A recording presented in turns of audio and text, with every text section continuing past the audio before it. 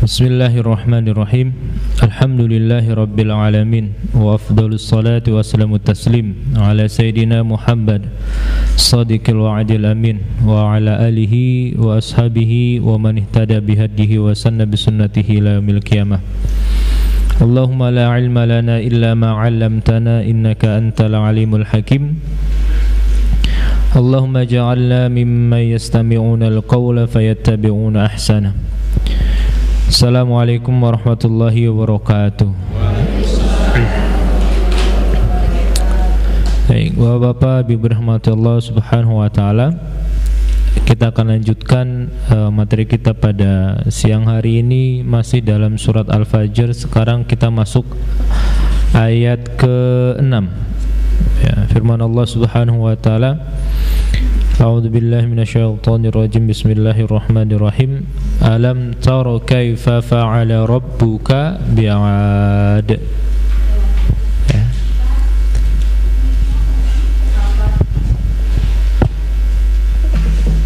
Kedengaran, Bu? Baik.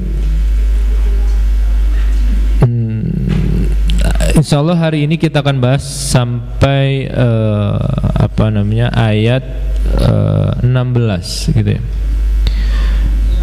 Alam taro kaifa fa'ala rabbuka bi'ad.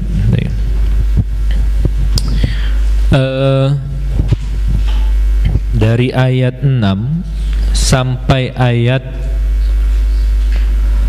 13 itu ya, Pak. Itu menceritakan tentang beberapa kaum yang Allah pernah utus kepadanya seorang nabi dan rasul. Itu.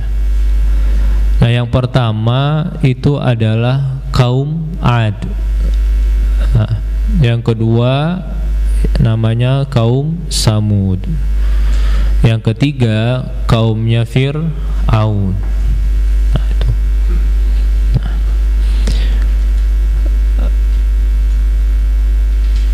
Kenapa disebutkan tiga kaum ini dalam surat ini? Karena yang pertama kaum Ad dan kaum Samud itu mereka tinggal di Jazirah Arab. Jadi cerita mereka itu sudah diketahui secara turun-menurun.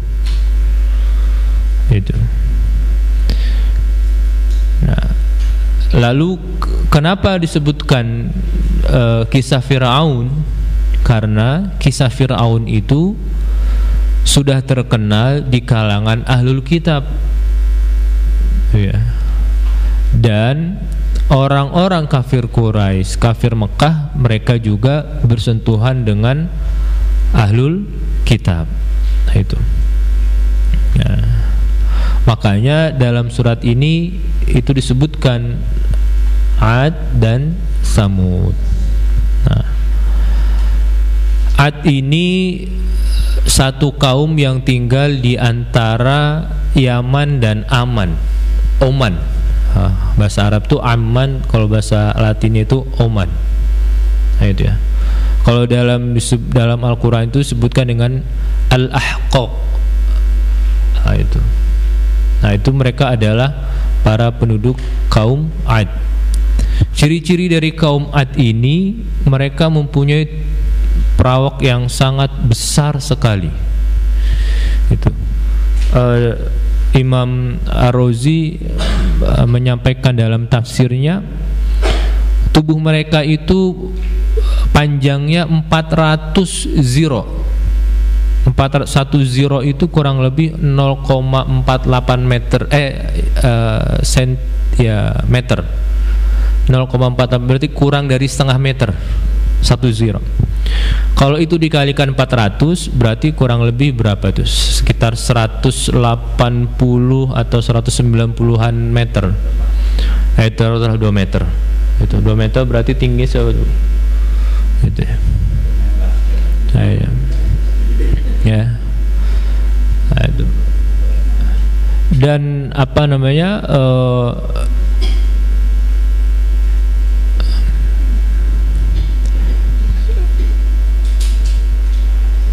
Mereka itu sebut dengan apa namanya, kalau bahasa mereka Amalik. Amalik itu kalau bahasa Indonesia itu raksasa. Wah, itu seperti raksasa memang. Itu mereka dianugerahi oleh Allah Subhanahu wa taala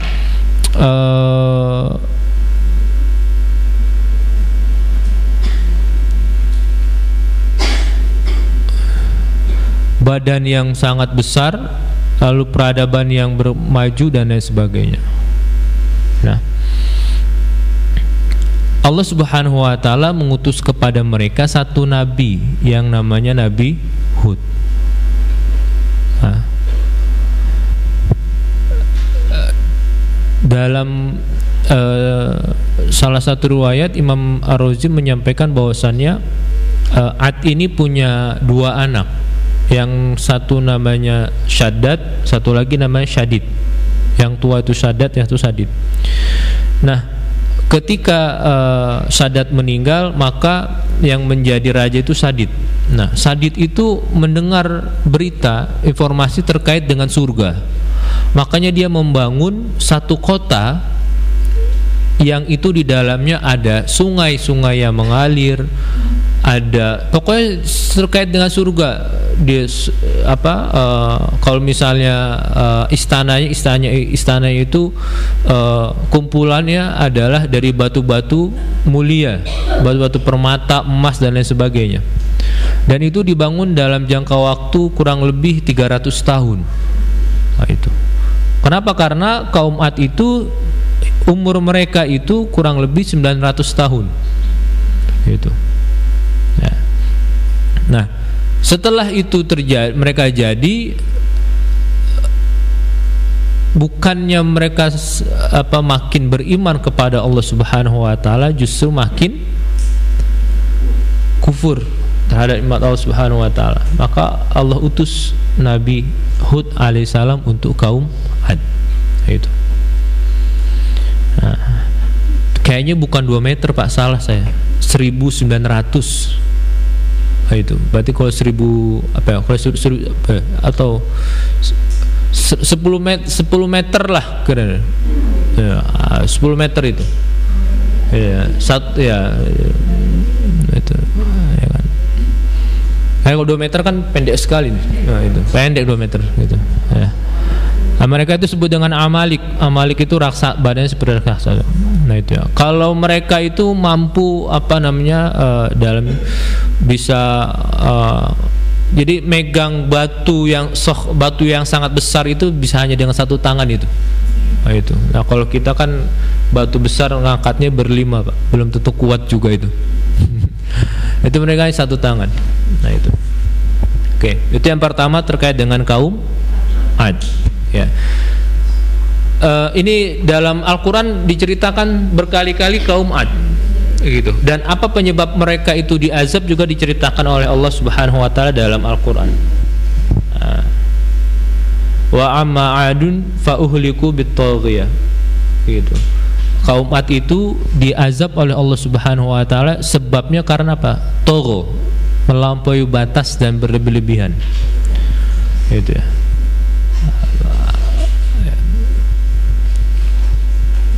Yang dimaksud dengan melampaui batas itu adalah kufur terhadap Allah Subhanahu wa taala. Yang kedua itu adalah kaum Samud. Nah, kaum Samud ini mereka juga penghuni Jazirah Arab. Itu. Nama kota mereka itu adalah Madian. Nah, itu. Kalau dalam bahasa Latinnya Madain. Itu ada dalam Al-Quran sebutkan wa ila Madiana akhahum Soleha. Itu dalam surat lain wa ila Samuda akhahum Soleha. Itu jadi Allah utus kepada kaum Samud itu Nabi Saleh alaihissalam. Sama kaum Samud juga Allah punya kelebihan, gitu ya. Apa kelebihannya? Mereka bisa membuat rumah dari tebing-tebing yang ada di Jazirah Arab ketika itu. Itu. Ya, kalau misalnya Bapak pernah lihat Patra di Yordania dan sebagainya, itu mereka bisa membuat seperti itu. Itu ya. Nah, artinya apa? Mereka mempunyai keterampilan, keahlian yang sangat luar biasa itu. Dan menurut sejarah, orang yang pertama kali memahat tebing menjadi tempat tinggal adalah kaum Samud. Itu. Setelah Allah Subhanahu wa taala melihat kekufuran mereka semakin menjadi-jadi, maka Allah utus seorang nabi kepada mereka, itu dari kalangannya sendiri, yaitu Nabi Soleh. Apa mujizat Nabi Soleh? Apa? Itu karena mereka mempunyai keahlian untuk memahat tebing, maka Allah keluarkan tuh seekor unta dari bebatuan itu. Untanya Nabi Soleh. Nah, ketika mereka melihat itu, pertama kali mereka terlalu kagum. Benar nih, Nabi Soleh benar Nabi Rasul, Nabi nih, gitu. Tetapi kekagumannya itu ternyata tidak membuat mereka beriman kepada Allah Subhanahu wa taala. Yang terjadi malah sebaliknya. Unta tersebut malah dibunuh oleh kaum Samud. Apa yang menimpa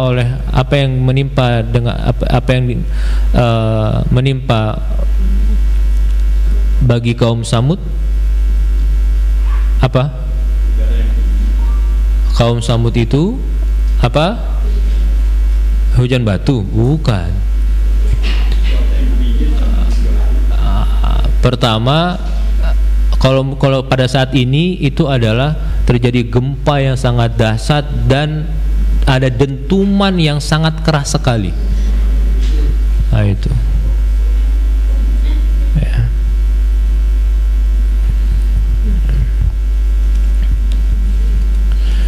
Nah, yang terjadi apa? Semuanya hancur. Nah, itu. Lalu selanjutnya ada Firaun yang kita sering menjadikan dia sebagai simbol apa? Pertama, simbol sebagai kezaliman, kebengisan, apalagi itu, kesombongan, apalagi itu. Firaun ini kita semua tahu bagaimana perilaku Firaun itu. Itu bengis dan sebagainya. Ya. Nah, jadi pertanyaannya adalah kenapa Allah Subhanahu wa taala itu menggambarkan kisah-kisah umat terdahulu kepada Nabi Muhammad dan kepada para penduduk kota Mekah ketika itu. Apa tujuannya kira-kira?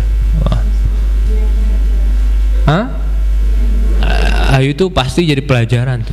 Apa kira-kira yang lain apa? Untuk menambah wawasan, pengetahuan. Apa tujuannya tuh? Ketika Allah Subhanahu wa taala ingin menggambarkan ada satu kaum sebelum ini ada yang punya tubuh yang sangat luar biasa, sangat besar. Lalu yang kedua mempunyai keahlian yang sangat luar biasa. Yang ketiga Firaun yang punya kekuasaan yang sangat luar biasa. Itu tujuannya apa kira-kira?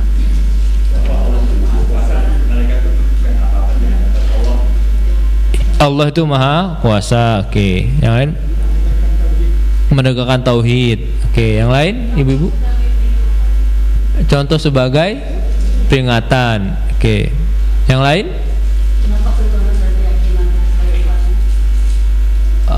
Umat enggak, ini kan sekarang kita kepada di zaman Nabi Muhammad, bukan kita. Gitu. Kenapa Allah itu menggambarkan ini kepada Nabi Muhammad dan kepada penduduk kota Mekah ketika itu? Agar ini di zaman itu tidak membakar kaum Samud dan kaum dengan pembakaran itu atau menurunkan. Oke. Jadi pembakaran dari tiga kaum ini, kaum Ad, kaum Samud, kaum Fir'aun. Pembakaran terhadap kaum itu. Oke. Sehingga supaya orang Quraisy yang membakar ada Baik. Jadi tujuannya itu adalah yang pertama, ayat ini tuh sebenarnya ingin menghibur Nabi Muhammad SAW. Bagaimana cara Allah menghibur Nabi Muhammad SAW? Allah sampaikan, wahai Muhammad, dulu sebelum kamu itu ada satu kaum yang itu lebih dahsyat dari kaummu. Itu. Siapa dia? Kaum Ad. Orang Quraisy juga tahu tentang cerita itu. Gitu.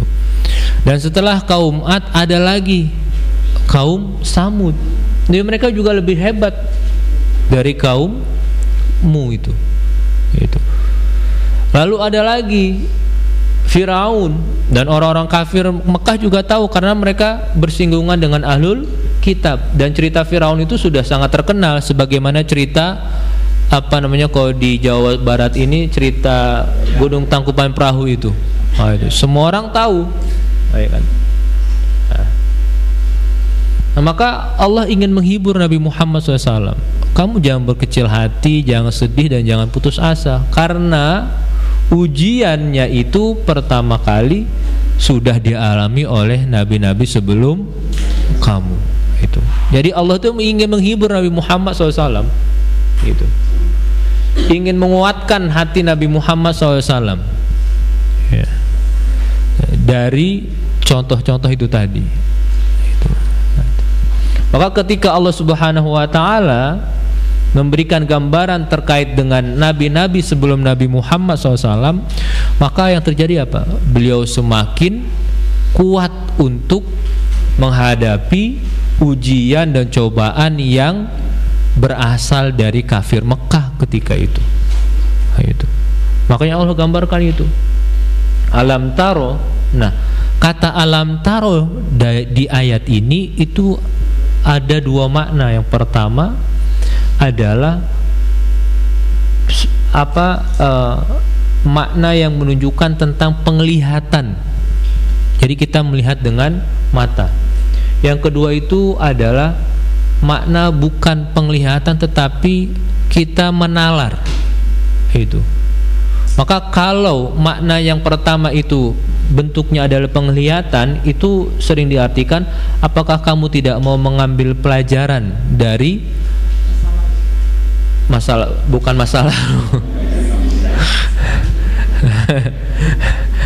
dari peninggalan kaum Ad, Samud, dan Fir'aun. Itu karena semua ada peninggalannya. Itu.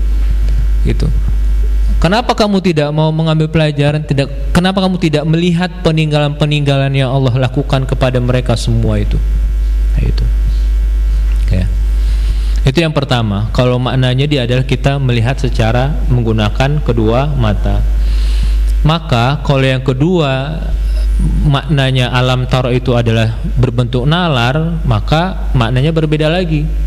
Maknanya adalah apakah kamu tidak mengetahui apa yang Allah lakukan terhadap kaum Ad, Samud, dan Fir'aun.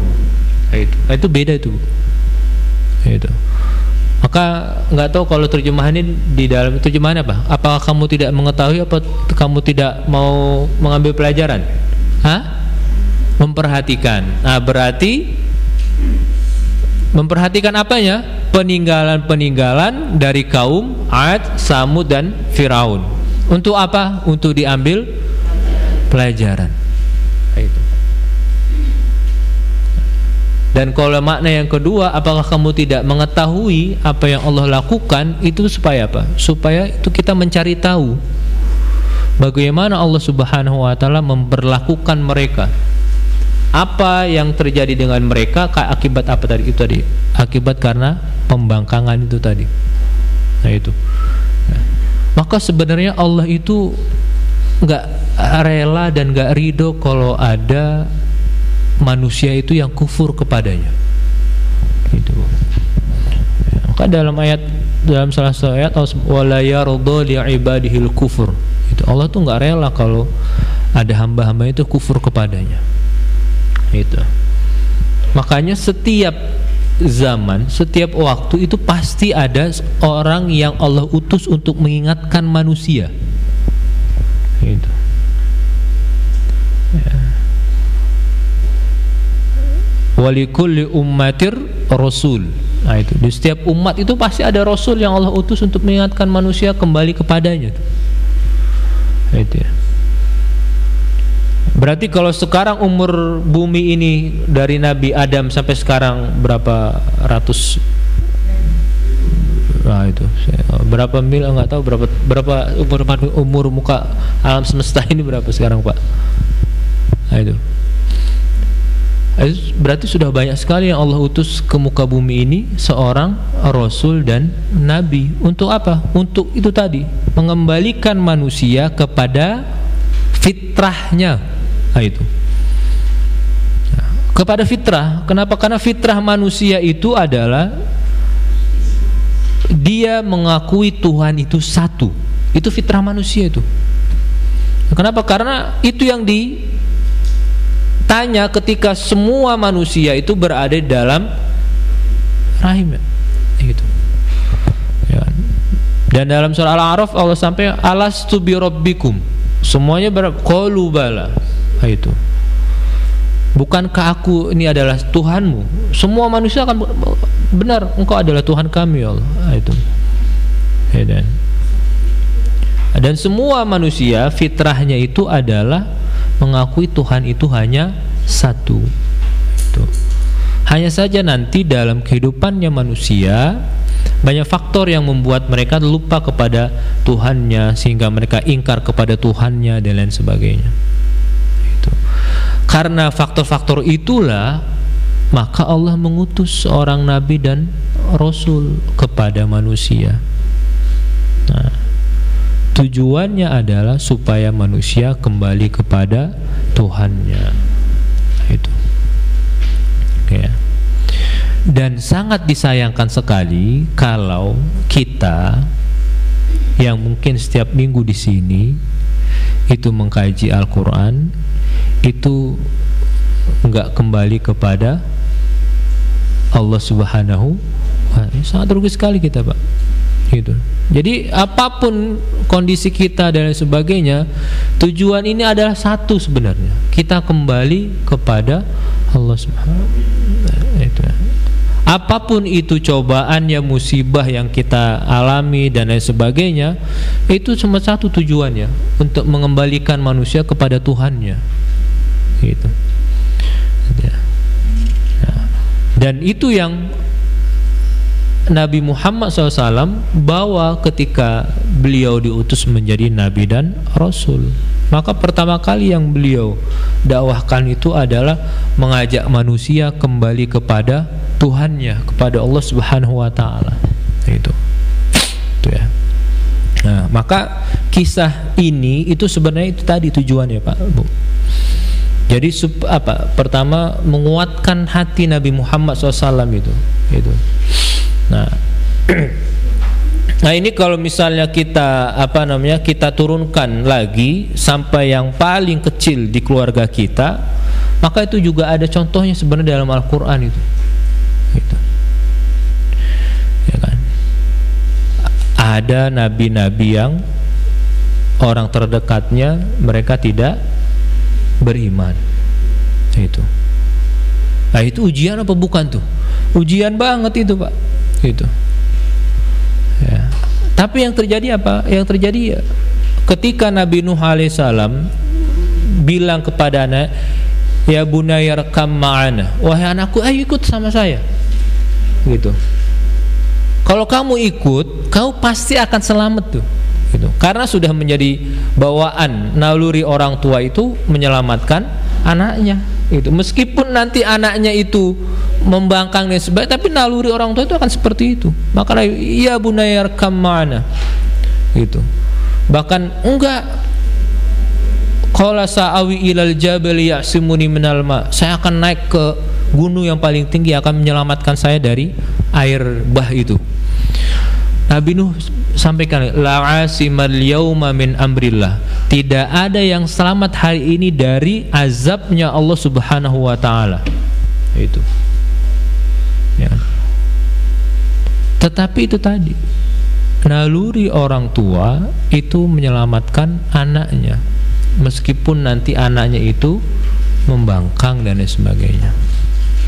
Nah ini kalau kita lihat keluarga kita masing-masing, maka kita akan dapatkan tuh yang seperti itu, Bu, Pak. Itu. Jadi kalau anak kita itu kadang-kadang ya seperti itu dan sebagainya, ya memang sudah seperti itu, gitu, ya kan. Tetapi kita tetap punya, pertama, tanggung jawab, dan yang kedua kita mempunyai moral sebagai orang tua itu, gitu.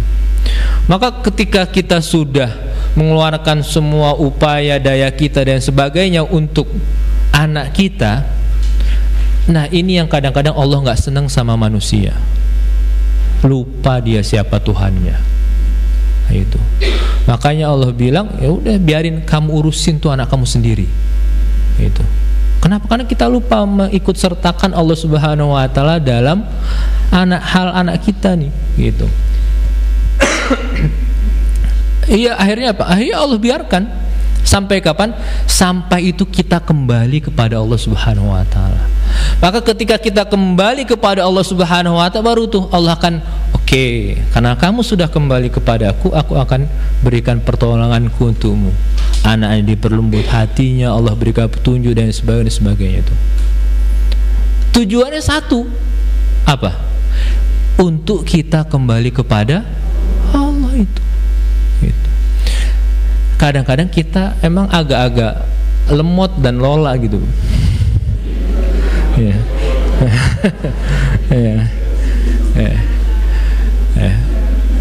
Dan itu kadang-kadang kita sadarnya ntar, kenapa nggak dari dulu kita ini.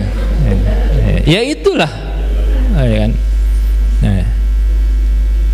Dan tanpa kita tanpa kita sadari sebenarnya di sanalah itu rahmat Allah Subhanahu Wa Taala itu sedang turun kepada kita tuh. Jadi ya kalau misalnya anak kita nggak suka membangkang dan sebagainya, itu sebenarnya rahmat Allah lagi turun kepada kita tuh. Ini sama seperti Nabi Muhammad SAW itu menghadapi kaumnya itu kan. Kurang lebih seperti itu. Jadi kaumnya itu kan ada yang langsung beriman, ada yang dia harus ada battle-nya dulu, ada pertikaian dulu tuh. Itu.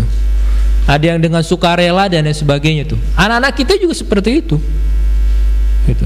Ada yang memang tipenya dia nurut, sukarela, tapi ada juga yang dia itu ya kadang-kadang kita untuk dia melakukan sesuatu kita harus dulu tuh, harus adu argumentasi dan lain sebagainya. Nah itu seperti itu sebenarnya, itu ya. Dan kita tidak bisa menyalahkan karena memang tabiat manusia seperti itu, gitu ya. Kenapa? Karena manusia itu diberikan oleh Allah Subhanahu Wa Taala satu perangkat yang itu menjadi ciri utama manusia dibandingkan dengan ciptaan yang lainnya. Gitu. Apa itu? Akal. Apa fungsi akal? Hah? Itu aktivitas berpikir, Bu. Berpikir itu adalah aktivitas akal. Jadi kalau fungsi akal itu apa? Membedakan yang baik dan yang benar. Dari aktivitas itu akhirnya kita bisa membedakan mana yang baik, mana yang benar itu. Nah ini jadi tujuan itu tadi sebenarnya. Ketika Allah Subhanahu Wa Taala ingin menginformasikan tentang kaum-kaum terdahulu itu, tentang kaum Ad, kaum Samud dan Fir'aun. Nah itu ya. Maka apa yang terjadi ketika mereka itu membangkang kepada Nabi dan Rasul? Ya itu yang terjadi itu tadi. Fasabba alaihim rabbuka sauta azab. Itu. Ya itu tadi. Maka semuanya itu akan mengalami apa? Sobba itu gini, Bu. Sobba itu Sobba itu kalau misalnya kalau masa gampang itu kayak disiram gitu. Ya, kalau disiram dengan air yang banyak itu kan kena semuanya kan. Ini misalnya ya ini kotak ini kalau saya siram dari atas seperti ini kena semuanya gitu. Dan sobat itu seperti itu. Jadi yang kena itu bukan hanya orang-orang yang soleh, bukan hanya orang-orang yang kufur, tapi orang soleh juga kena. Makanya para nabi dan rasul sebelum Allah Subhanahu wa taala itu memberikan peringatan kepada satu kaum, itu sudah diinformasikan dulu tuh. Ya, maka Nabi Nuh Allah informasikan kan, wahai Nuh, kamu bangun tuh bahtera tuh, apa namanya, yang sangat besar. Itu sebenarnya informasi itu yang Allah berikan kepada Nabi Nuh untuk apa? Supaya beliau tidak terkena azab itu tadi. Itu ya. Nabi Lut juga seperti itu. Lut, kamu pergi dulu dari rumahmu dan ajak orang-orang yang beriman bersamamu. Itu. Nabi Soleh juga seperti itu. Jadi semua para nabi itu ya diinformasikan oleh Allah Subhanahu wa taala supaya apa? Supaya menyelamatkan orang-orang yang beriman. Itu. Maka artinya apa? Artinya keimanan itu adalah hal yang paling menyelamatkan kita di dunia dan akhirat. Itu.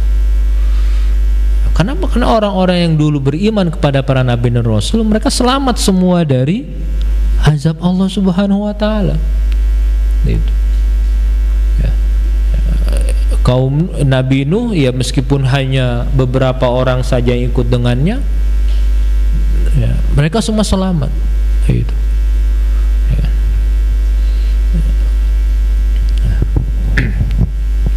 Begitu juga dengan Firaun, Nabi Musa alaihissalam. Siapa yang dikejar-kejar oleh Firaun?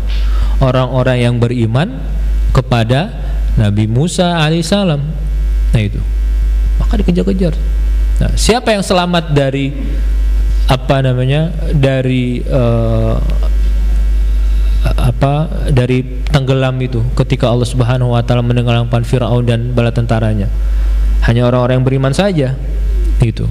Ya kan? Maka ketika Nabi Musa dihadapkan dengan laut dan nggak ada jalan lain, Allah hanya, Musa tongkatmu tuh pukul. Itu juga Nabi Musa awalnya ragu-ragu tuh. Itu. Maka ketika tongkat dipukul lalu terbelah lautan itu menjadi jalan yang kering, kaumnya pada ikut nggak langsung? Enggak. Oh bener nih. Itu. Iya, itulah keimanan. Itu. Ya kan? Baru setelah Nabi Musa alaihissalam berjalan, wah, Nabi Musa selamat nih. Baru mereka ikut selamat. Gitu. Itu ujian keimanan seperti itu. Itu. Maka setelah itu Firaun ngelihat, oh, mereka bisa nih. Ayo kita kejar. Itu. Nabi Musa udah lewat, Firaun akhirnya dan bala tentaranya ditenggelamkan. Nah itu ya. Nah, maka keimanan itulah yang menyelamatkan manusia di dunia dan di akhirat. Nah itu. Maka inna rabbaka labil mirsad, itu maknanya adalah Allah itu sangat memperhatikan siapa yang di dunia dia kufur kepadanya, siapa yang di dunia dia beriman kepadanya. Orang-orang yang kufur maka itu nggak akan lepas dari perhatian Allah Subhanahu wa taala. Gitu. Apa yang didapatkan itu tadi. Dan orang-orang yang beriman juga nggak akan lepas dari perhatian Allah Subhanahu wa taala. Ya. Maka dalam surat Ar-Ra'd atau Ibrahim gitu, Allah Subhanahu wa taala, "Wala tahsabanallahu ghafilan amma ya'maludz zalimun." Yang pernah mengira itu Allah itu ghafil. Ghafil itu lalai. Nah itu. Allah itu nggak pernah lalai sedikit pun. Artinya apa? Artinya Allah itu selalu memperhatikan apa yang dilakukan oleh orang-orang yang zalim itu. Nah, itu. Nah, konotasi zalim dalam Al-Quran itu biasanya lebih kepada kemusyrikan. Nah, itu. Meskipun nanti dalam ayat-ayat lain dia tidak menunjukkan makna itu, tapi biasanya lebih kepada kemusyrikan. Gitu. Dan kezaliman yang paling tinggi itu adalah mensekutukan Allah Subhanahu wa taala. Ayat ya. Maka inna rabbaka labil mirsad itu artinya Allah Subhanahu wa taala itu memperhatikan apa yang dilakukan oleh orang-orang yang dulunya di dunia mereka membangkang kepada nabi dan rasul, maka nanti di dunia dia akan mendapatkan akibat pembangkangannya. Selesai nggak di dunia saja? Enggak. Maka nanti akan ada tambahan di akhirat. Gitu. Ya. Siapapun itu. Gitu. Ya. Nah. Oleh karenanya, siapapun manusia yang ada di dalam hatinya keimanan, maka dia akan selamat tuh di dunia dan di akhirat. Ya. Kalau di di surat Al-Ghasyiyah itu Allah Subhanahu wa taala sampaikan fayu'adzibuhullahu al-'adzabal akbar. Itu. Maka Allah Subhanahu wa taala mengazab kepada mereka itu azabul akbar. Kepada siapa itu? Kepada penduduk neraka. Azabul akbar itu azab yang sangat besar sekali. Kenapa mereka mendapatkan azabul akbar? Apa penyebabnya? Hanya satu. Penyebabnya adalah kekufuran yang mereka lakukan kepada Allah Subhanahu wa taala. Maka kejahatan yang paling besar dilakukan oleh manusia di muka bumi itu adalah ketika mereka tidak mau mengakui keesaan Allah Subhanahu wa taala. Dan itulah yang menyebabkan manusia mendapatkan siksaan yang sangat besar. Itu. Ya. Nah. Ya. Dan itu tidak akan lepas dari perhatian dan pelihatan Allah Subhanahu wa taala. Itu ya. Nah, maka saya ingin ingatkan kembali kita semuanya, Pak. Jangan pernah menyebut saudara kita yang dia statusnya adalah muslim dengan sebutan kafir. Kenapa? Karena itu satu hal yang sangat berbeda sekali. Gitu. Ya. Satu hal yang sangat berbeda dan perlakuan juga akan berbeda. Orang muslim seburuk apapun, sefasik apapun dia, selama dia tidak murtad, maka dia tetap mendapatkan hak dari kita sesama muslim untuk diapakan? Untuk disolatkan, untuk dijenazahkan,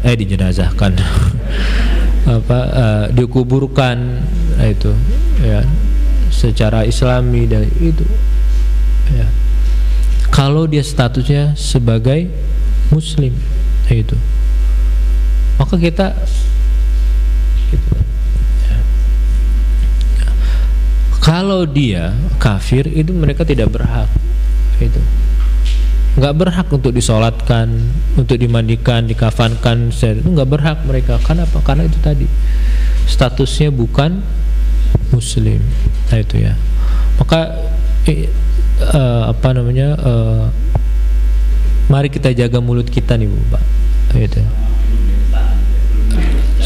Selama belum murtad, gitu. Jangan pernah menyebut saudara kita itu dengan panggilan kafir dan sebagainya. Seburuk apapun dia, gitu. Kenapa? Karena statusnya adalah statusnya muslim itu apa hatinya? Maksudnya di dalam hatinya itu masih ada keimanan kepada Allah Subhanahu wa taala. Itu.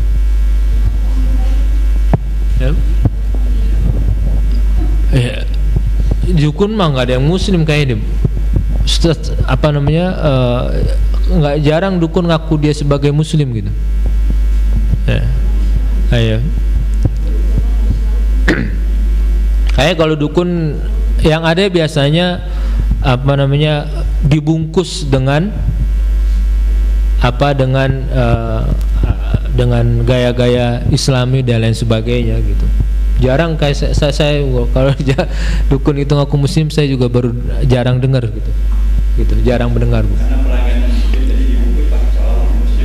Mungkin bisa jadi kayak gitu, Pak. Gitu. Iya, hanya itu saja. Gitu. Hanya non muslim saja yang tidak disolatkan gitu. Nah, itu ya. Nah, itulah kenapa para ulama-ulama kita di sini di Indonesia gitu ya. Ya, meskipun dia yang meninggal itu adalah orang yang dalam tanda kutip pelaku maksiat dan sebagainya, mereka tetap mensolatkan dan sebagainya. Kenapa? Karena itu adalah hakul muslim, hak seorang muslim gitu. Nah, itu dengan catatan itu tadi ya, dia tidak terang-terangan untuk keluar dari agama Islam itu. Kalau udah terang-terangan kita memang tidak wajib. Contoh ya, jadi ada ipar adik saya, begitu dia percaya sama dengan Islam, warisan juga ini. Jadi gitu. Kalau mati pun saya dengan saudara Islam. Saya ngasih tahu ke adik ipar, kalau meninggal jangan sholatkan karena sudah tegas bahwa dia tidak percaya. Kalau gitu ya memang Iya, kalau dia terang-terangan seperti itu ya sudah, berarti itu tadi. Gitu. Iya, gitu. Nah, itu berarti lebih keren. Lebih keren. Bisa aja lebih keren. Gitu. Gitu. Nah, tapi nanti ada pengecualian, maksud saya seperti itu. Ada orang yang dia mungkin keluarganya non muslim gitu ya. Ya kan? Lalu di akhir hayatnya dia syahadat. Dan itu nggak ada yang tahu tuh. Nah itu nggak ada yang tahu hanya mungkin hanya anaknya dan sebagainya gitu, ya kan? Ini kan biasa kan akan menimbulkan bukan polemik, pertikaian di dalam keluarga dan sebagainya gitu. Nah kalau misalnya tidak ada yang tahu ya sudah, itu. Dan itu di luar kemampuan kita sudah ingatkan dan sebagainya, sudah gitu. Iya sudah itu. Itu kenapa keimanan itu penting ya, itu ya, karena itu tadi dia akan menyelamatkan kita di dunia dan di akhirat. Nah itu. Dan yang perlu kita pahami juga, manusia itu statusnya adalah makhluk yang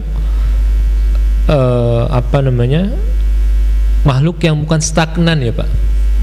Dia bukan dalam satu keadaan itu secara terus menerus, itu statis. Artinya bisa jadi saat ini dia itu dalam kemaksiatan, dalam dosa dan sebagainya, tapi di masa yang akan datang dia bertobat dan sebagainya. Itulah kenapa kita nggak boleh nyebut saudara kita itu dengan panggilan kafir itu tadi, karena status manusia itu seperti itu, gitu. Bagaimana kalau seseorang sudah masuk Islam, kemudian dikeluarkan dibandingkan dengan cara orang Kristen misalnya, itu bagaimana? Tetap keimanan dari diri sendiri atau sedangkan orang Muslim itu kembaliannya sesuai dengan caranya gitu, itu bagaimana? Ya tidak ada bagaimananya. Maksudnya seperti ini, kalau kita sudah menginformasikan, ini kan yang tahu kan masalahnya kan hanya keluarga terdekat saja gitu. Nah itu, kita sudah informasikan nih, ini dia sudah mengucap syahadat sebelum dia meninggal dunia, maka statusnya dia adalah sudah muslim. Nah dalam keadaan seperti ini maka dia berhak untuk dimandikan secara islami gitu. Nah, ya, keluarga besar mereka sudah kekeh, ya sudah, kita sudah informasikan, itu. Ya, kita sudah informasikan. Masa kita mau berantem gara-gara itu? Pasti akan terjadi keributan, berantem gitu. Ya sudah, kita sudah sampaikan dengan cara baik-baik dan sebagainya. Ayo, sudah, tidak ada bersalah, gitu. Terkecuali kita tidak menyampaikan dan sebagainya, itu baru menjadi permasalahan. Baik, itu ya Bapak Ibu. Maka di ayat 6 sampai ayat 13 itu ya, sampai ayat 14 14 Inna rabbaka labil mirsad, itu maksudnya adalah Allah itu nggak pernah lengah sedikit pun untuk mengawasi siapa, orang-orang yang beriman maupun orang-orang yang kufur kepadanya. Maka di ayat 15 dan ayat 16 Allah Subhanahu wa taala berfirman, fa ammal insanu idza mabtalahu rabbuhu fa akramahu wa na'amahu fa yaqulu rabbi akraman wa amma idza mabtalahu fa qadara alaihi rizqahu fa yaqulu rabbi ahana. Nah ini kalau minggu kemarin kita sudah bahas tujuan daripada Al-Qasam, itu diantaranya adalah membenarkan persepsi yang keliru. Ya, minggu kemarin gitu saya sudah membenarkan persepsi yang keliru terkait apa? Terkait akidah, keyakinan, pemahaman dan lain sebagainya. Nah, persepsi yang keliru itu diluruskan dalam Al-Quran di ayat ini. Ya. Yang pertama, manusia itu ketika dia diberi nikmat oleh Allah Subhanahu wa taala, ya, dengan nikmat, dengan kemuliaan, dengan nikmat, manusia ngira fayaqulu rabbi akraman. Itu hampir semua manusia akan mengira mereka mengira bahwasanya saya sedang dimuliakan, Tuhanku sedang memuliakan saya. Sebaliknya, kalau manusia itu diuji dengan faqadara alaihi, qadara itu artinya doyaqa, disempitkan. Nah, itu ya, rezekinya fayaqulu rabbi ahanan, maka manusia mereka terkadang saya sedang dihinakan oleh atau Tuhanku sedang menghinakan saya ini. Nah, ini persepsi yang enggak benar itu. Ya. Ya. Pertama, kenapa ini persepsi yang tidak benar? Karena gini, kenikmatan dunia kalau itu diakhiri dengan kekufuran, maka dia tidak akan bernilai sama sekali di akhirat. Itu ya, diakhiri ya, artinya meninggal dalam kekufuran, itu tidak akan bernilai sama sekali di akhirat itu ya. Dan kalau mau dibandingkan nikmatnya dunia dengan nikmatnya akhirat, itu bandingannya seperapa coba? Jauh sekali gitu ya. Maka ya, kekufuran di dunia itu dengan bergelimangannya materi dan sebagainya, itu tidak ada bandingannya ketika nanti manusia itu akan masuk tahapan selanjutnya yang disebut dengan dunia akhirat. Nggak ada bandingannya, Pak. Ya. Kenapa? Karena nikmat dunia itu hanya sedikit saja. Gitu. Sedangkan akhirat itu nikmatnya tanpa batas. Itu. Baik. Sekarang gini, sehebat apapun kita, sekaya apapun kita, paling banyak makan berapa kali, Bu? Mungkin kalau ya kan, nggak banyak, paling banyak 5 kali itu juga sudah apa? Nah, itu, ya kan? Ya. Itu dengan materi yang banyak itu kita, gitu, itu, ya kan? Tapi tetap saja terbatas di dunia itu. Dunia itu terbatas gitu. Ya kan? Nah, maka kalau dibandingkan dengan akhirat itu disebutkan dalam surah Al-Fussilat itu walakum fiha ma tashtahihil anfus. Di dalam surga itu kamu akan mendapatkan apapun yang hati kamu itu inginkan. Coba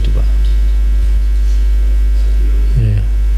Jangan sebelum minta baru kita kayaknya enak gini nih, langsung itu kita akan dapatkan semuanya itu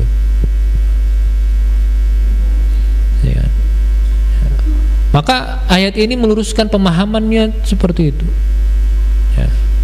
Jadi tidak semua orang yang Allah berikan nikmat di dunia itu bentuknya adalah penghormatan atau kemuliaan. Karena bisa jadi itu adalah yang pertama, bisa jadi itu adalah istidraj. Apa istidraj itu apa, Pak? Itu diberikan nikmat sebanyak-banyaknya oleh Allah Subhanahu wa taala, tujuannya apa? Untuk dihancurkan. Untuk dibiarkan dalam kesesatan dan sebagainya. Itu tujuannya itu bisa jadi seperti itu. Ya. Atau yang kedua bisa jadi dia adalah makar. Makar itu apa? Makar itu apa? Tipu daya, makar itu, Pak. Makar itu konotasi kita kalau makar sudah negatif aja nih. Ada penggulingan presiden dan sebagainya. Bukan, makar itu tipu daya. Itu. Ya. Bisa jadi itu adalah tipu itu. Kan. Maka wa makaru wa makarullah. Mereka melakukan tipu daya, lalu Allah balik lagi tipu daya mereka. Itu. Ya. Jadi ketika Allah Subhanahu wa taala memberikan nikmat keluasan rezeki dan sebagainya, ya, itu belum tentu orang itu memang benar-benar layak mendapatkan itu, belum tentu, Pak. Kenapa? Kan itu tadi. Karena bisa jadi dia adalah istidraj atau dia adalah tipu daya. Itu. Sebaliknya, kalau manusia itu diuji, ya belum tentu itu juga adalah ujian atau musibah. Itu. Ya. Makanya nanti kalau dalam keimanan kita, dua hal ini sebenarnya sama saja, ya kan? Hadis Nabi Muhammad SAW beliau sampaikan, ajaban li amril mu'minin. Sungguh dahsyat itu perkara orang-orang yang beriman itu. Ya, ajaban li amril mu'minin. Itu dahsyat itu perkara orang-orang yang beriman. Kenapa? Karena yang pertama, ketika Allah Subhanahu wa taala berikan anugerah kepada mereka, syakar, mereka bersyukur. Itu. Wa idza asobahu sobar. Dan ketika mereka diuji, mereka artinya kan sama saja sebenarnya. Kondisinya itu sebenarnya kita sama saja. Kalau diberikan nikmat kita bersyukur, maka kita mendapatkan kebaikan. Diberikan musibah kita bersabar, kita juga mendapatkan kebaikan. Cuman kadang-kadang kita tidak melihatnya seperti itu. Itu. Itulah tadi kenapa saya sebutkan, di hal-hal yang seperti inilah justru rahmat Allah Subhanahu wa taala itu sedang turun kepada kita. Itu. Di mananya? Itu tadi. Di fase di mana kita sedang diuji oleh Allah Subhanahu wa taala, lalu kita menjalani ujian tersebut dengan kesabaran, maka disitulah turunnya rahmat Allah Subhanahu wa taala.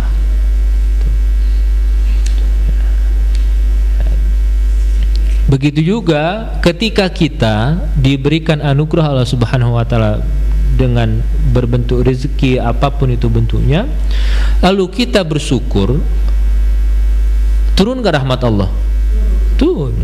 Itu artinya apa? Artinya ya sebenarnya hal yang seperti ini itu adalah tidak menunjukkan Allah Subhanahu wa taala itu benci kepada seseorang, dan tidak juga menunjukkan Allah Subhanahu wa taala cinta kepada seseorang gitu.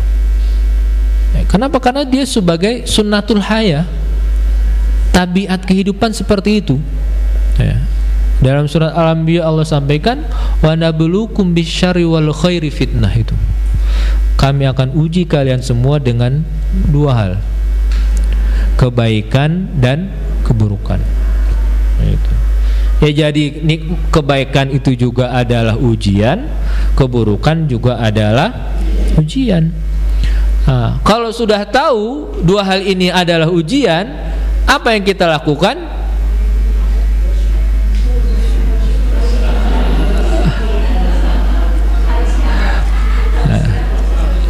Apa kira-kira Bu, Pak? Tawakal kepada Allah Subhanahu wa taala. Gitu. Ya. Jadi apa namanya, kita nih Bu, Pak, kenapa kita susah sekali untuk bersyukur? Ada yang tahu jawaban? Kenapa Bu, Pak? Kenapa kita susah untuk bersyukur itu kenapa kira-kira? Apa? Kenapa lu? Kenapa lu? Kita berharap terlalu tinggi. Ketika Kenapa kita susah untuk syukur? Itu susah banget. Justru seringnya kita syukurin orang.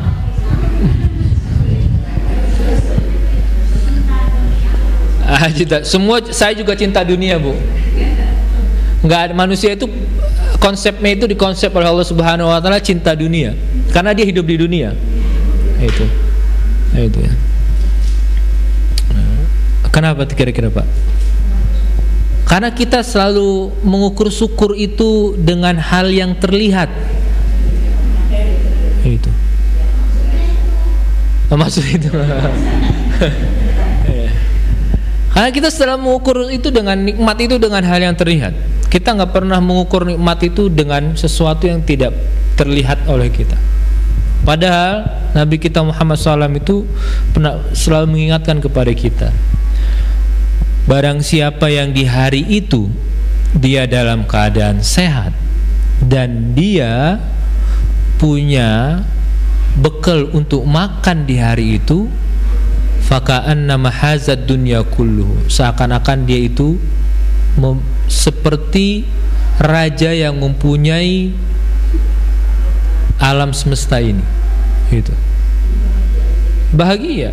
Itu yang kita jarang lihat itu Bu. Itu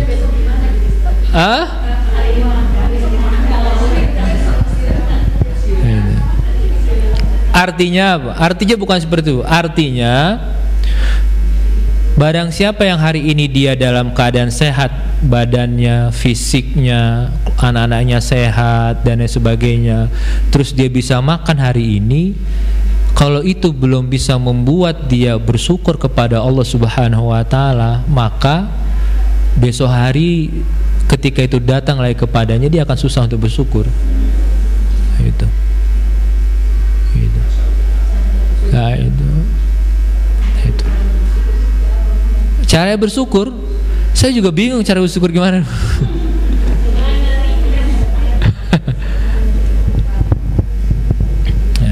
Gimana Pak cara bersyukur Pak? Banyak-banyak berterima kasih.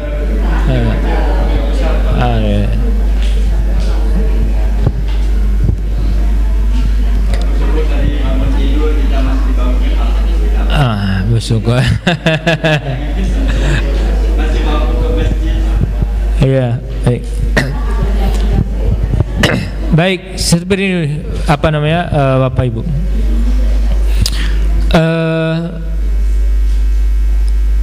Umar itu, Sayyidina Umar itu pernah bilang seperti itu. Satu hal yang itu sangat sulit dilakukan oleh manusia, tetapi manusia itu bisa melakukan semuanya. Dia tidak membutuhkan tenaga, dia tidak membutuhkan materi, tetapi mendatangkan rahmat Allah Subhanahu wa ta'ala. Apa itu? Itu. Maka yang paling mudah itu adalah yang kalau normatifnya, Bu, paling mudah itu adalah ya mengucapkan alhamdulillah. Itu paling mudah, udah itu sudah paling normatifnya seperti itu. Tapi yang lebih dahsyat lagi itu adalah ketika kita menghubungkan semuanya itu kepada Allah Subhanahu wa ta'ala, gitu. Maksudnya ini seperti alhamdulillah, pada siang hari ini ada orang yang saat ini mungkin dia di rumah sakit, dia dalam kesulitan, dia dalam belum sarapan dan sebagainya gitu. Tapi kita pada saat ini Allah berikan badan sehat, udah bisa sarapan dan sebagainya gitu. Nah, maka hal yang seperti itu yang kita hubungkan langsung dengan Allah Subhanahu wa ta'ala. Nah, ini yang topnya itu ya seperti ini gitu. Nah, cuman kalau kita agak susah itu ya memang latihan pertama kali itu dengan mengucapkan alhamdulillah. Itu latihan awal itu gitu. Karena kalau itu sudah terbiasa, itu biasanya akan ada kayak percikan gitu, percikan dalam hati kita untuk bersyukur. Nah, itu. Tapi kalau kita nggak biasa mengucap alhamdulillah dan sebagainya, itu juga agak susah untuk melahirkan sikap syukur itu ya. Iya, atau sering-sering dengar lagu Opik aja, Bu.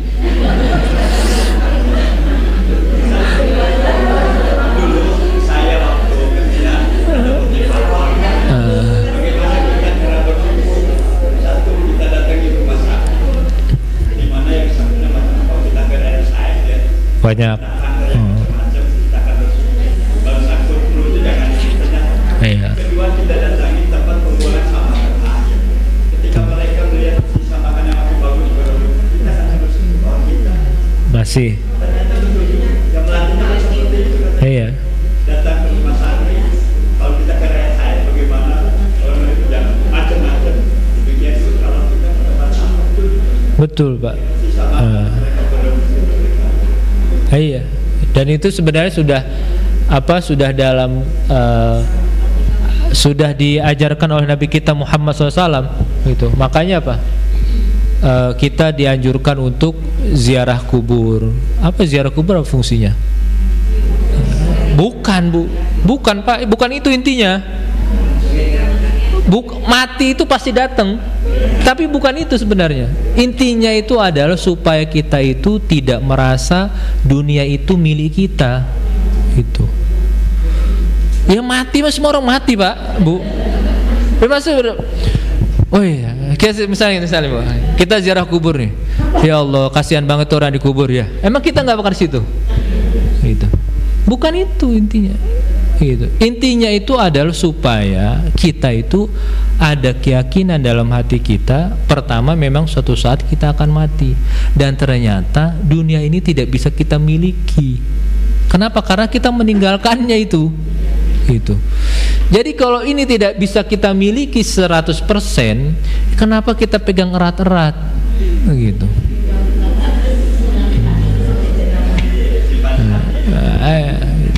Seperti itu. Nah. Baik.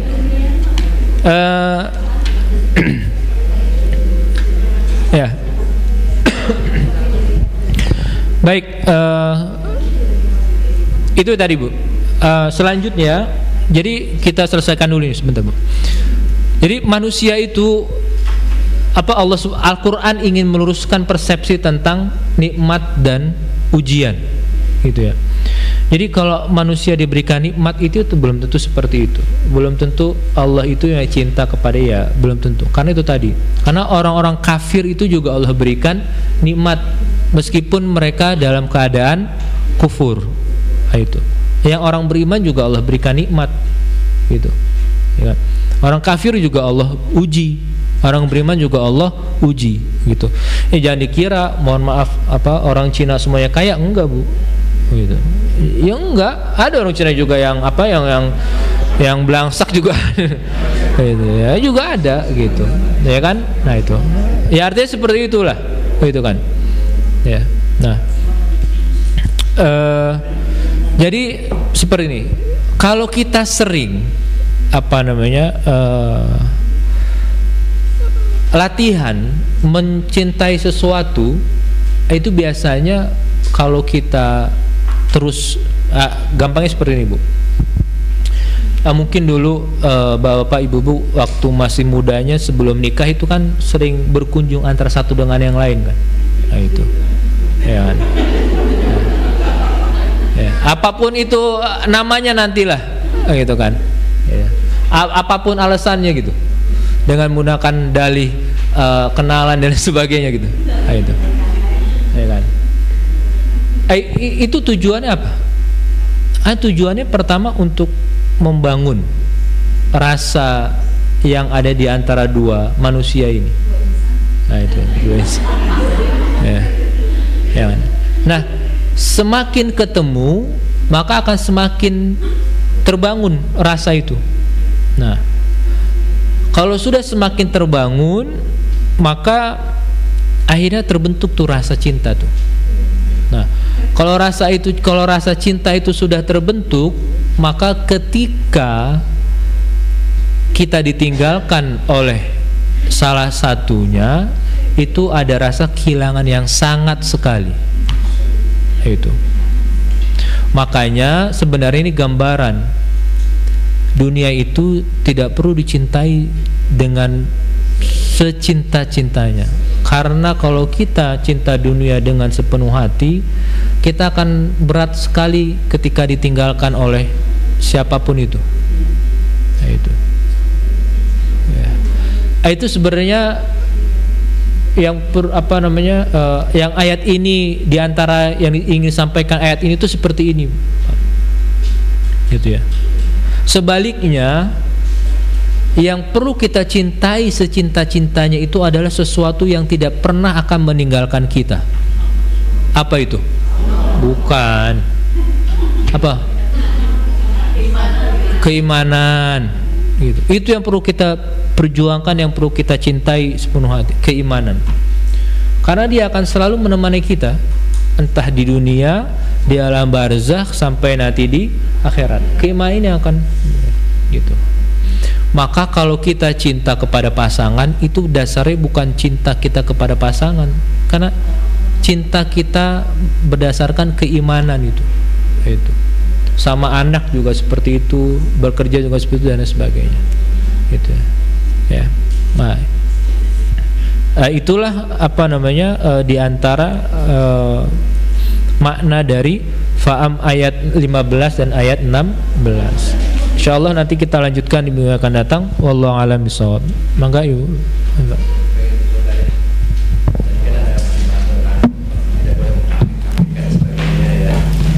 Kita tahu juga ada yang namanya ateis, jelas-jelas kan ya. Saya punya teman juga nih agnostik. Kira-kira masuk kemana gitu? Dia percaya Tuhan, tapi dia percaya agama. Masuknya kemana tuh? Apalagi orang suatu saat ya.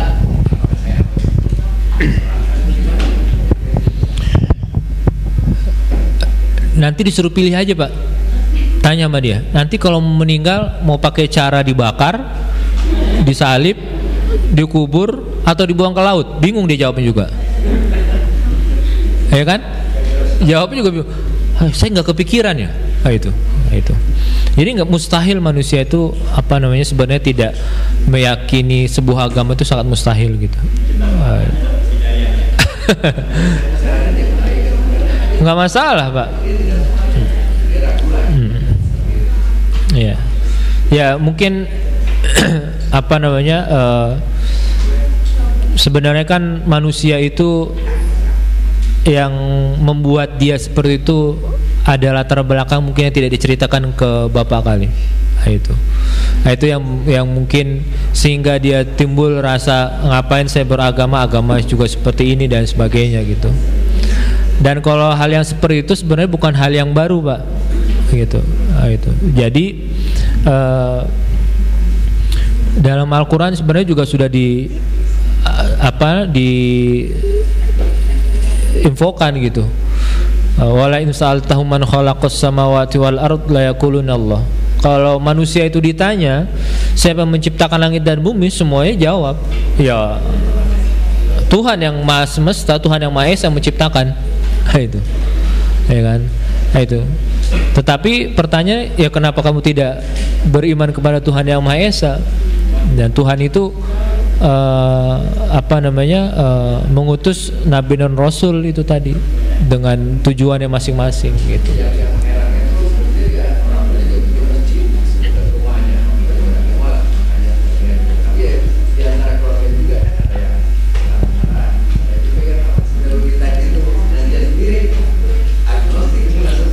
Nah iya itu tadi kan, nah, itu berarti kan itu tadi Pak, faktor lingkungan itu kan. Nah itu, jadi manusia itu terbentuk hampir 90% lah atau 85% lah kalau mau gitu. Manusia itu dibentuk oleh lingkungan ya Pak, nah, gitu. Nah, lingkungan itu kan pertama lingkungan keluarga, lalu lingkungan sekitar, lingkungan sekolah atau lingkungan pendidikan, lingkungan pertemanan. Nah ini yang biasanya membentuk manusia nih, gitu. Nah makanya nanti tinggal dilihat saja nih dia berteman dengan siapa. Nah itu. Nah, maka pesan Nabi Muhammad SAW kan almar'u ala dini khalilihi itu.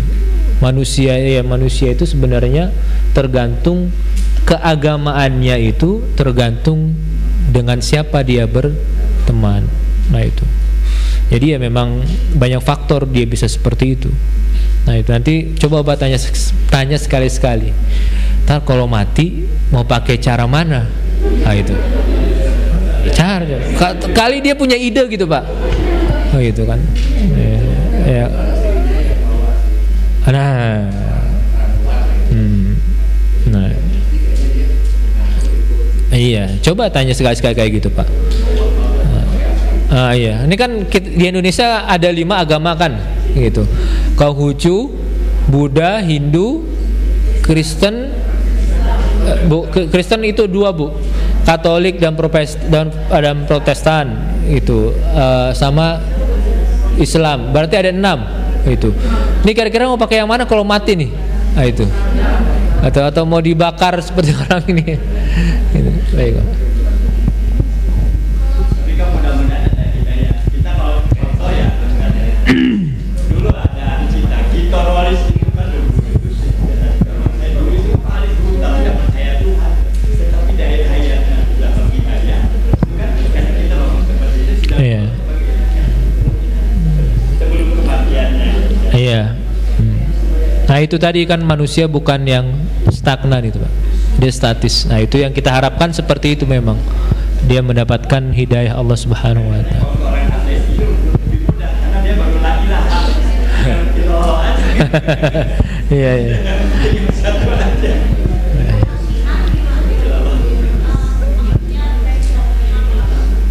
Gimana Ibu? Syiah.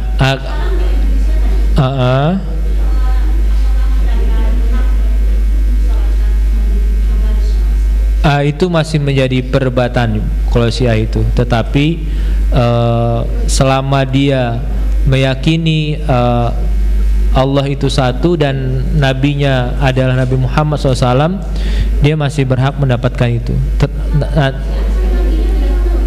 Iya, makanya saya sampaikan tadi, berarti dia masih berhak mendapatkan itu, terlepas nanti ada penyimpangan yang terjadi di dalam bukan terjadi kenapa Syiah itu ada penyimpangan terlepas dari itu. Nah, itu. Okay.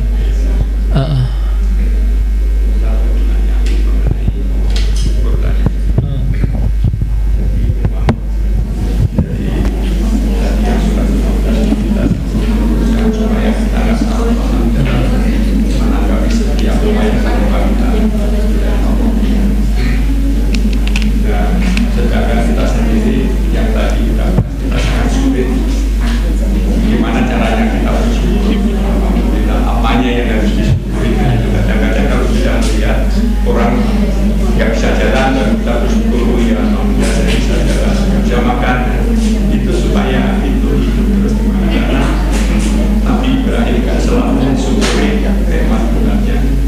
Dan sedangkan perintah untuk bersyukur itu kan syukurilah segala nikmat Tuhan jika kamu hanya menyembah Tuhan, menyembah Allah saja. Seperti di surat An-Nahl 128 itu. Kemarin agak kaget berarti kita bersyukur itu sepenuhnya. Apa yang mintanya Pak? Bagaimana cara bersyukur atau gimana? Jadi makanlah sebagian apa yang telah Allah berikan sebagai rezeki yang Allah lagi baik. Syukurilah nikmat Allah jika kamu hanya menyembah saja. Iya, berarti itu sebenarnya menegaskan bahwasannya pertama, seluruh nikmat itu sumbernya adalah Allah Subhanahu wa taala. Maka bersyukur itu sebenarnya adalah bagian dari mengenal Allah, bagian dari kita beribadah, bagian dari pengakuan kita terhadap Allah Subhanahu wa taala dan lain sebagainya. Makanya tadi saya sampaikan itu yang Sayyidina Umar bilang, itu pekerjaan yang tidak membutuhkan tenaga, tidak membutuhkan materi, itu tapi tapi mendatangkan rahmat Allah Subhanahu wa taala, ya bersyukur itu. Nah, untuk membangun rasa syukur itu ya sebenarnya perlu dilatih. Nah, itu tadi. Nah, latihannya apa? Latihannya paling mudah adalah ketika kita melihat sesuatu yang itu menurut kita adalah sebuah nikmat, ya maka ucapkanlah alhamdulillah. Yang menurut kita itu juga adalah sebuah ujian, maka ucapkannya juga apa? Alhamdulillah juga. Nah itu latihannya seperti itu biasa Pak. Nah, kalau sudah terbiasa melakukan seperti itu, nah nanti akan timbul di dalam hati kayak ada percikan gitu. Nah itu kayak ada pemantik. Kalau misalnya kita dapat nikmat itu langsung otomatis, ataupun kita ngelihat sesuatu yang menurut kita itu adalah sebuah nikmat, apapun itu bentuknya, yaitu otomatis tuh kita langsung bersyukur pada Allah Subhanahu wa taala. Jadi oh iya, betul. Iya betul, nah, itu karena sholat juga kan sebenarnya adalah bentuk, nah itu tadi bentuk lain kita bersyukur pada Allah Subhanahu. Nah, itu. Baik. Yang lain ibu-ibu ada lagi? Baik.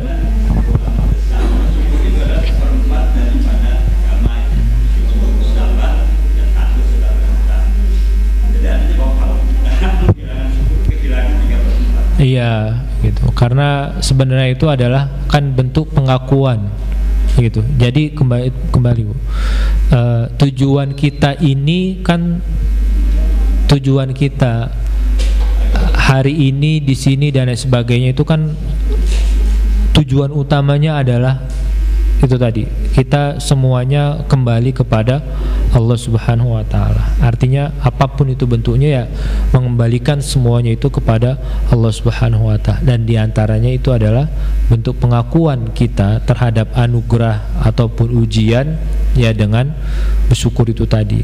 Nah, itu. Baik, wallahu alam bisawab. Insyaallah kita akan lanjutkan di minggu yang akan datang. Mari sama-sama kita tutup dengan baca alhamdulillahirabbil alamin. Alhamdulillahirabbil alamin. Subhanakallahumma bihamdik asyhadu an la ilaha illa anta astaghfiruka wa atubu ilaik. Astaudiukumullah fi riayatihi wa dhimatihi. Wassalamualaikum warahmatullahi wabarakatuh.